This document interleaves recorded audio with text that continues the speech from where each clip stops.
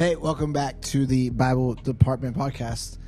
We are Matt and Kristen. So Cincy, this is episode 65. 65. I want to say. So it could be 66. But we're going to be in Luke 16 tonight. And if you want to follow along reading the Bible for this year, we're just reading through the New Testament. But you can go to 5daybiblereading.com. You can pick up their Bible reading plan. And you can get a little bit of the Old Testament and the New Testament. And you can read that over the course of 5 days for the entire year. Look at our puppy. Hey, yo, I'm a puppy. I love Jesus, dude. I don't. Contrary to popular belief, dogs do not go to heaven. So, you took my pillow. Dang it. Oh, well. Okay. All right. So we're going to go ahead and just get right into it. We're going to be in Luke 16. And we're going to bring someone on camera. I don't know who. Probably me. There we go. All right. Oh, boy. Let's go. All right. So this says, Jesus told this story to his disciples. There was a certain rich man who had a manager handling his affairs. One day, a report came that the manager was wasting his employer's money. So the employer called him in and said, "What's this I hear about you? Get your report in order because you are going to be fired." The manager thought to himself, now what? My boss has fired me. I don't have the strength to dig ditches, and I'm too proud to beg. I know how to ensure that I'll have plenty of friends who will give me a home when I'm fired. So he invited each person who owed money to his employer to come and discuss the situation. He asked the first one, "How much do you owe him?" The man replied, "I owe him 800 gallons of olive oil." So the manager told him, "Take the bills and quickly change it to 400 gallons. "And how much do you owe my employer?" he asked the next man. "I owe him 1,000 bushels of wheat," was the reply. Here the manager said, "Take the bill and change it to 800 bushels. The rich man had to admire the dishonest rascal for being so shrewd. And it is true that the children of this world are more shrewd in dealing with the world around them than are the children of light. Here's the lesson. Use your worldly resources to benefit others and make friends. Then, when your possessions are gone, they will welcome you to an eternal home. If you are faithful in little things, you will be faithful in large ones. But if you are dishonest in little things, you won't be honest with greater responsibilities. And if you are untrustworthy about worldly wealth, who will trust you with the true riches of heaven? And if you are not faithful with other people's things, why should you be trusted with things of your own? No one can serve two masters, for you will hate one and love the other. You will be devoted to one and despise the other. You cannot serve God and be enslaved to money." The Pharisees, who dearly loved their money, heard all this and scoffed at him. Then he said to them, "You like to appear righteous in public, but God knows your hearts. What this world honors is detestable in the sight of God. Until John the Baptist, the law of Moses and the messages of the prophets were your guides. But now the good news of the kingdom of God is preached, and everyone is eager to get in. But that doesn't mean that the law has lost its force. It is easier for heaven and earth to disappear than for the smallest point of God's law to be overturned. For example, a man who divorces his wife and marries someone else commits adultery, and anyone who marries a woman divorced from her husband commits adultery." Jesus said, "There was a certain rich man who was splendidly clothed in purple and fine linen, and who lived each day in luxury. At his gate lay a poor man named Lazarus, who was covered with sores. As Lazarus lay there longing for scraps from the rich man's table, the dogs would come and lick his open sores. Finally, the poor man died and was carried by the angels to sit beside Abraham at the heavenly banquet. The rich man also died and was buried, and he went to the place of the dead. There, in torment, he saw Abraham in the far distance with Lazarus at his side. The rich man shouted, 'Father, Abraham, have some pity. Send Lazarus over here to dip the tip of his finger in water and cool my tongue. I am in anguish in these flames.' But Abraham said to him, 'Son, remember that during your lifetime you had everything you wanted, and Lazarus had nothing. So now he is here being comforted, and you are in anguish. And besides, there is a great chasm separating us. No one can cross over to you from here, and no one can cross over to us from there.' Then the rich man said, Please, Father Abraham, at least send him to my father's home, for I have 5 brothers, and I want him to warn them so they don't end up in his place of torment." But Abraham said, "Moses and the prophets have warned them. Your brothers can read what they wrote."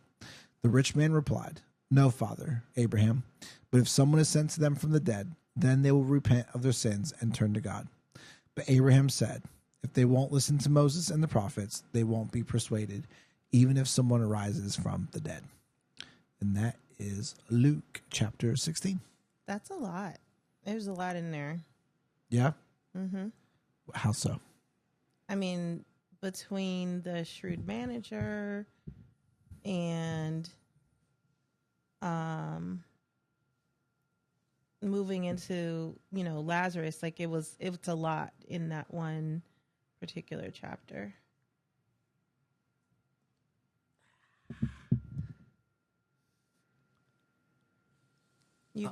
You good? I'm comfortable now. Yes. But yeah, so okay, so this is a total. Here's some background information for you, the listener and the viewer.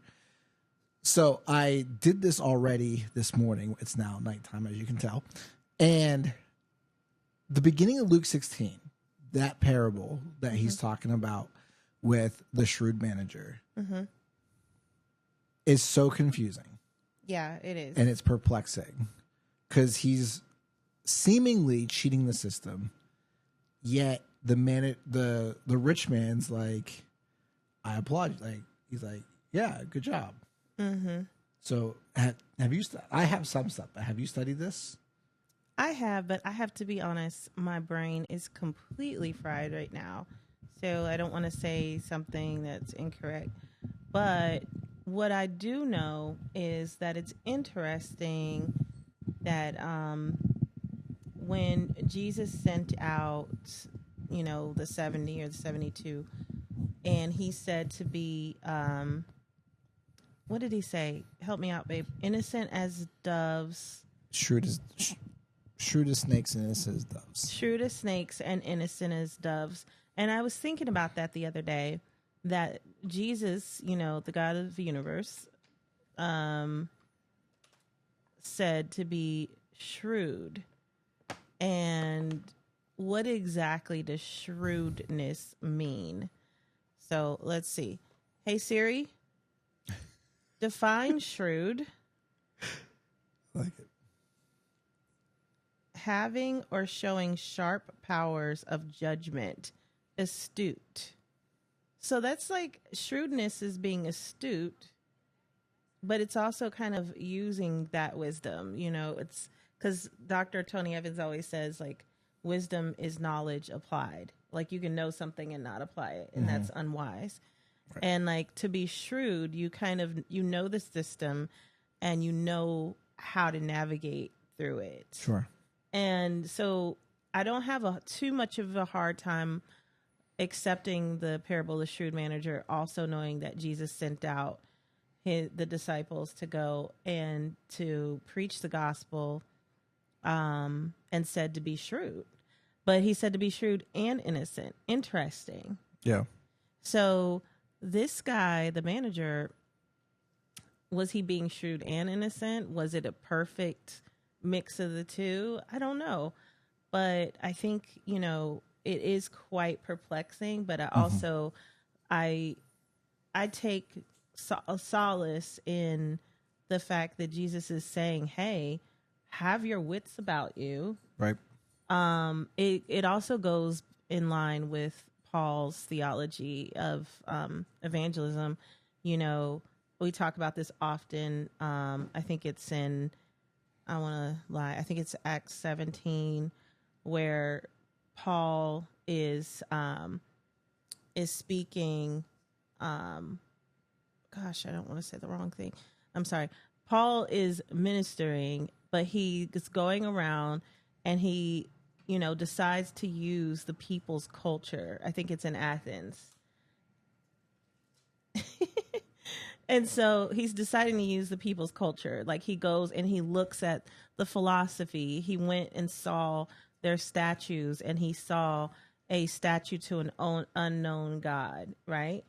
And so when Paul went to the temple and was arguing first, and then he went to, the meeting of the minds in Athens, and he said, like, hey, Verse 23. verse 23, he said, hey, this unknown God that you already have a statue for, I'm here to proclaim to you today. And so, like, Paul has also said that he's become all things to all people in order to reach. So those are some parts of the scripture that show a level of shrewdness that we might not necessarily first think we should pull out of our pocket. You know what I mean? Sure. Now, how to apply it, I don't know. Yeah. What do you think? So this is what I was trying to say this morning. Come on. This is what I was trying to say this morning, and it just couldn't come out right out of my mouth. Mm-hmm. And it's probably not going to come out right tonight either, but that's okay. I'm going to try my best because I'm over it, and I just want to get information out there. I'm going to do my best. Edit that out. No, we ain't going to do that. So when we pull up Luke 16 again, okay. So there's a couple different thoughts. Because I was reading a couple different articles and blog posts and different websites that I like to go to and some commentaries. So there's a couple different thoughts. The first thought is that the rich man wasn't applauding the loss. So, okay. Yeah, he was applauding the shrewdness of the manager due to the fact that there's a good chance that he was cutting out his pay. Like the manager was cutting out his own pay, and that's why that's why the price got lowered. So that's one way to look at it. Another way to look at it is that, which is not what I believe, but it's what I'm learning, is that he was making sure that he was taken care of. And so this is again reflected in what Jesus says, where he says, where is it? Here's the lesson. Yeah. Verse 9. It is true that the children of this world are more shrewd in dealing with the world around them than are the children of the light. Uh-huh. So I'm going to tread lightly here. Read the next verse, because I think that's important. Here's the lesson. Right. So I'm going to get to that. Okay. As I learn community working and the politics of it, there are some people who know how to play the game. I'm not saying that they are children of the world, nor am I saying, I'm not making a judgment call on their morality, their salvation. I'm just saying people who know how to politic, they know how to politic, they know how to shake hands, exchange money. It could look dirty. It may not look dirty. It looks a lot of different ways, but they know how to set themselves up. That's what Jesus is saying. What he's saying now is that here's the lesson. Use your worldly resources to benefit others. Politic the game to set yourself up for your eternity. Yeah, I mean, I get that, but it doesn't. It doesn't make sense to me right there, because the manager, it's simple. The manager is setting himself up for the world to be set up in the world. Uh-huh. Jesus is saying, be shrewd also, but set yourself up for heaven. Okay. Does that make sense? Sure. Here's the lesson. Use your worldly resources to benefit others and make friends. Then, when those possessions are gone, they will welcome you to an eternal home. So Jesus is again pointing past what we see here in the material, looking towards the supernatural. Yeah. Next. I ain't got a next. No, This is what I've been reading and studying and trying to figure out all day. I know, but it's just so. I tried to explain to you that it doesn't make sense to me right. at that point. Yeah. Because, people around us gaining friends have no bearing on our eternality, like, Right. and so that's where I'm struggling because It's not that.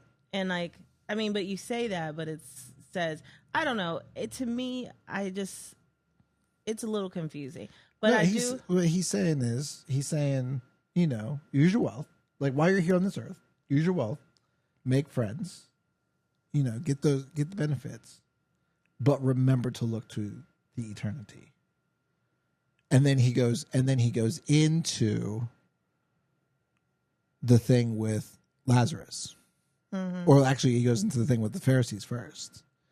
He says, you like to appear righteous in public, but God knows your heart. And he kind of hits them again. What this world honors, what the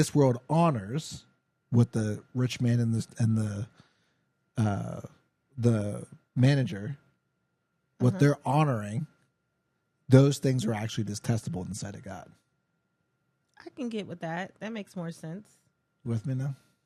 I'm halfway there. A little bit. Yeah. Yeah. And then Jesus goes on to say, but then he goes into Lazarus, and he's just like you're doing it again. You had everything. Is it another rich man, or is his name Lazarus or no? Lazarus is okay. Yeah, it's another rich man. Yeah, different from the first. Yeah, there was a certain rich man who had everything. He had the worldly possessions. He probably had a manager. He was handling all that stuff. And the rich man only set himself up, which is what the first rich man did. I can get with that. And they forgot the Lazarus. So Jesus was here again, pointing and saying, don't forget those that are like Lazarus. Like, he doesn't say that, but the undertone is Lazarus. Because at the very end of the chapter, where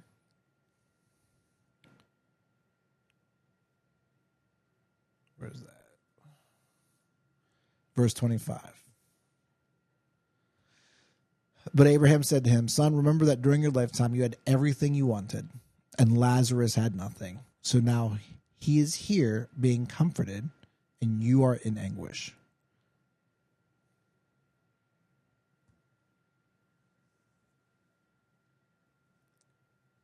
That's all I got, man. I don't know what you want me to say. That's all I got. I'm not looking for you to say anything. That's all I got. I mean, this is what I've been reading like all day and trying to figure out and study, and this is the conclusion that I've come to. Okay. And it's complex. It is very complex. But because we like to ask the question, like, what do I do with this? Right. How would I behave if I believe this were true? And maybe I'm not negating what you're saying. I'm just adding to it. So a lot of people use the story of Lazarus to talk about how the rich man should have given to Lazarus as he was begging at the gate, which, you could take something like that, but really it's a story about heaven and hell. It's a story about eternity and the fact that, what is valued in God's kingdom is different than the pomp and circumstance and the value of the kingdom of the world, which is interesting because, I've read some articles about the connectivity between the shrewd manager and the parable of Lazarus as being like two sides of the same coin. And I never quite got it, but I can see how Jesus was also in the shrewd manager part talking about the world's way of doing things versus children of the light's way of doing things, and I don't know. I guess it still is a little bit confusing. I don't know if it's a matter of what you're doing. It's a matter of where your mindset is. Yeah. Because in there he says in verse 10, he says, if you are faithful in little things, you will be faithful in large ones. But if you are dishonest in little things, you won't be honest with greater responsibilities. And if you are untrustworthy about worldly wealth, who will trust you with the true riches of heaven? Mm-hmm. If you are not faithful with other people's things, why should you be trusted with things of your own? Well, don't you think that is doing and mindset? Because it specifies, being faithful with little things, being faithful with big things. Yeah. And then the general idea of faithfulness. But I mean, aside from this big kind of heady conversation about that, one thing that has always struck me, bring it down to earth, baby, as a kid, even reading the parable of Lazarus, is the pure anguish of the rich man, and I want to feel pity for him, because he's like, he's struggling, and he's like, his thirst can't be quenched. And so I want to feel pity for him. But he can't, there's nothing he can do about the state that he's in. Right. Mm-hmm. And like, as a kid, I would listen to that and I'd be thinking like, I don't want to be like the rich man across the chasm that can't be, that's burning in hellfire. But also it struck me as how he wanted to go back and remind and warn his family that, hey, this is the real deal. And I don't know, that drove me as a kid. Like, I was passionate, like, oh man, I don't want to be the guy after, when, on the other side of eternity, wondering if I could have warned someone. Yeah. Like, to me, it's like, hey, I need to tell as many people as I can right now, because there is no going back to warn. That was kind of a big takeaway for me from that passage. Yeah. Obviously it's a parable and it doesn't depict the exact feel of what heaven and hell look like. But, people have argued, is there an actual physical chasm, all of this, but is there the eternal conscious torment? Yeah. But the truth is that Jesus is using it to display this entire concept of the kingdom of God versus the kingdom of the world, and the differences there and what we are to aspire to. Yeah. But here's what's interesting. And because we're in the middle of Holy Week, I just think it is really cool that it ends this way. Because again, he's saying, let me go back and raise from the dead and tell my people. And he's like, hey, your people already know this because I gave them the prophets. They know, right? Yep. And then, he says, even if I were to raise someone from the dead to warn them, they wouldn't believe. And that person who's obviously raised from the dead, who proclaims the kingdom of God, is Jesus, who died and rose. Good. And so that's a good way. That's a good thought. Yeah. And so like, it's just interesting that even when we have the answer staring at us in the face, like, if we have a veil of unbelief over us, like, we are just not going to listen. Like, they had the truth of the prophets that entire time. Yeah. And so it was just really poignant, especially because we're in Holy Week. And so I just thought that was really cool. Yeah. Yeah. And here's two sort of things that came to my mind as you were talking about it. One I think we've talked about before. I don't know if it was on the podcast or maybe just as we teach and things, but the story of Penn Jillette, of Penn and Teller, where he says the most, and I could be getting it wrong, the most hateful thing you could do as a Christian, and the reason why I don't believe Christians is because you don't make sharing the gospel like priority number one. Yeah. Like if I have how does he rephrase? I think like if there's a semi truck barreling down the highway straight towards me, the most loving thing you can do is push me out of the way, and you don't. Yeah. So there's that, and the other thing is that it's the bet. You know what I'm talking about? Pascal's wager. Pascal's wager, like you're making the wager. You're making the bet. You're saying, This world is all we have. What you get on this time is what you get. There's no meaning in the life to come. Nothing. You die. That's it. Game over. And it has no significance. And I'm probably butchering this, but that's okay. And if there is something after this life, if there is something, if Jesus is correct, and there is salvation in the life to come and glorification, all that, then the decision you make now has eternal significance. Yes. Well, if you think of it, I'm not really big on like poker and card games, but you can help me with this. All right, sure. Like, essentially, Pascal's wager is the idea that the amount of chips that I have to put in to wage that there is a God and there is an afterlife doesn't hurt me that much. Like, I can put in these chips, and if in fact I don't have the actual cards, I'm not going to lose everything. Right. Because it either is or isn't real. So I can put in my chips that it's real. And if it is real, wow, awesome. If it's not real, then I didn't really lose. Yeah. That's what it is. I was a quote unquote good person, and that was that. But if you put in the chips that it's not real and it ends up being real, then you've lost everything. So that's the Pascal's wager. But yeah, I think it is. I mean, it definitely gets you thinking about evangelism, eternity, and, just, telling as many people as we can. One thing that I thought about, we've talked about this before, babe, how everyone evangelizes about something. Oh, yeah. And like, you guys see this dog here. Matt was a dog evangelist to me over the last 2 months of him sending me every cute adoptable dog in the history of the world. And, I mean, you were pretty obsessed. And so he sent me a picture of Indigo.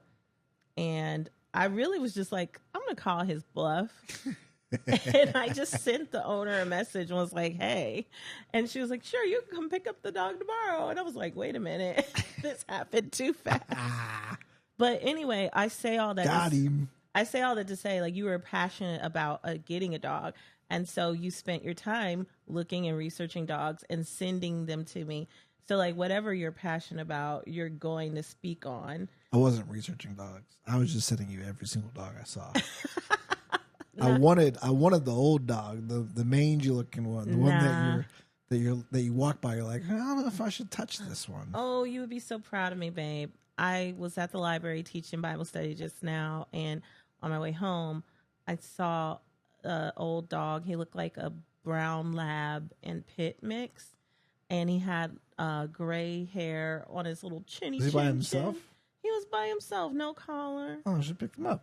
And I stopped and I looked at him. He stopped and he looked at me and I looked at him, and I just kept on driving. Should have brought him home.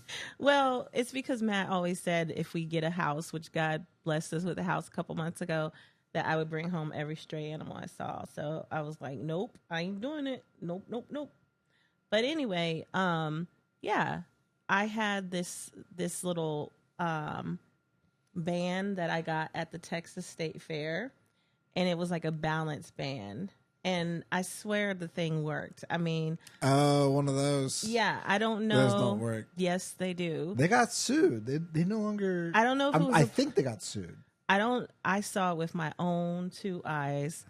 But so anyway, I was at the state fair and I got roped into the booth where they're like, try this balance band out. And like, they have you stretch out your arm and see how far you can stretch it. And then you put the band on and see how far you can stretch it. And and they mark where you were, and all of a sudden you can stretch it further. Yeah, because you're stretched. I don't know. You were tight and now you're loose. So but it wasn't just that. There were other demos, babe. But regardless. Wait, hold on. How much did you pay for it? I don't know. It wasn't crazy expensive.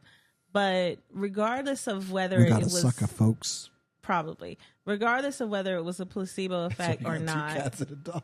Would you shush?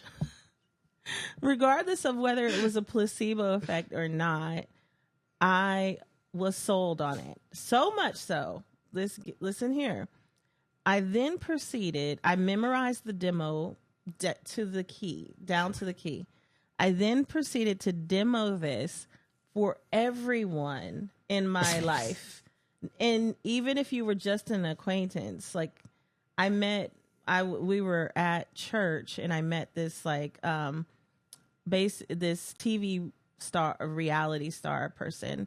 I can't remember her name, but we were backstage. It was Jennifer Lopez. No, we were like whenever you're in those situations, like if you actually meet someone famous but you can't remember who they are, just say someone like she's more like locally famous in Dallas, but so anyway, I met her in the green room and I actually showed it to her. I don't know why.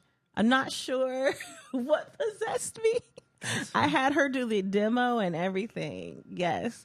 So anyway, I say that to say, when I realized what I was doing with such vigor and passion and really evangelizing for this possibly now defunct balance band, and I realized how I don't put that effort in with Christ. You don't. And he's the only thing that matters. Yeah. Like, I should be on the street demonstrating for people. If I'm going to demonstrate a balance band, I need to demonstrate for Christ. A balance band that stretches across that great chasm. Oh my gosh. There you go. So all of that to say, even if you, our listeners, are bogged down by the meaning of the parables and the theology of the passage, I just want to encourage you that the takeaway is to know that there is more to life and there's a kingdom of God to be enjoyed forever, and that we want to be in there. We also want our friends and family, acquaintances, random localized reality stars, random motorcycle men like at a volleyball bar. Yeah. Like we want all of those people to be able to look back and not have to say, I wish I would have warned them. And that is my hope. So let's get it, babe. Should we start street evangelism? Sure. Come on, let's do it. Love you guys. We'll see you.